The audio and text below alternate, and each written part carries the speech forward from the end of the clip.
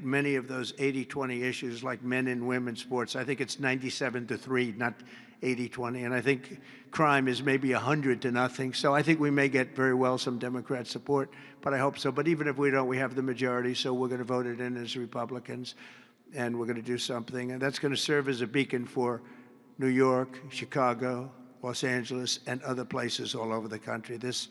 Our whole country is going to be so different and so great. It's going to be clean and safe and beautiful, and people are going to love our flag more than they've ever loved it, and we're going to do a great job. So I want to congratulate all the nominees. They're unbelievable people, and we're going to have a tremendous day in December, and that evening is going to be special, some really special people, and real talent. Do you have any questions? Yes, please. Hi, sir. There's new reporting that the Russians have hacked into some computer systems that manage U.S. federal court documents. I wonder if you've seen this reporting and if you plan to bring it up with Putin when you see him later in the week. I guess I could. Are you surprised? You know, are you surprised? They hack in. That's what they do. They're good at it. We're good at it. We're actually better at it. But no, I have heard about it. I have heard about it. Please. Thank you, Mr. President. You mentioned congressional Democrats. You have not yet met with Democratic leadership, but there's a funding deadline at the end of September. Do you plan to meet with Leader Schumer and Leader Jeffries to discuss that situation? Well, I will, I guess, but it's almost a waste of time to meet because they never approve anything. If we want money to fight crime, if we want money to do only good things, just good things. Let's not even talk about controversial. They don't want to meet about anything. They really are. They're stuck. They don't know what to do. They have probably more, I would say more than half are sane, but they are led by insane people.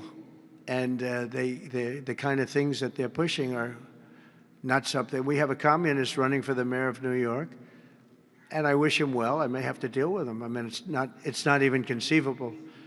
It's not even conceivable that could happen. And maybe he won't win, but he won the primaries by quite a bit. You know, shockingly, he won the primaries. So, and you see some of the people supporting him that truly don't believe what he's espousing.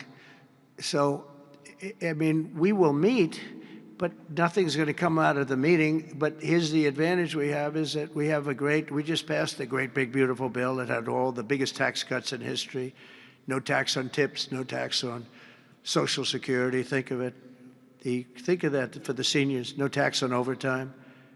And all sorts of things. You go out, buy a car, you can deduct the interest payment.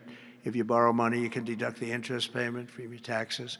So many things. But the biggest thing is, from a business standpoint, deductions. You know, that was tremendous. It's going to, our country is roaring. Our businesses are, you're going to see some numbers in 12 months when these factories are open. You know, we're opening up factories all over the world, all over the country, but that's all spreading to, I think we're spreading the wealth all over the world, if you want to know the truth.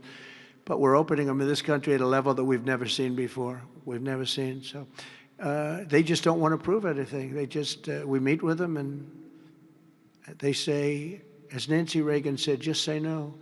They go, just say no.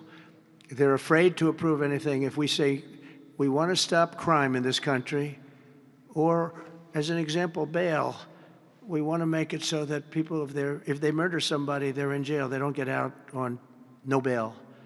They say, we don't want that. We want people to murder somebody and they immediately are released and they go out and murder somebody else. It's a big problem, a tremendous problem. By the way, we're going to go for statutes in D.C. and then ultimately for the rest of the country where that's not going to be allowed.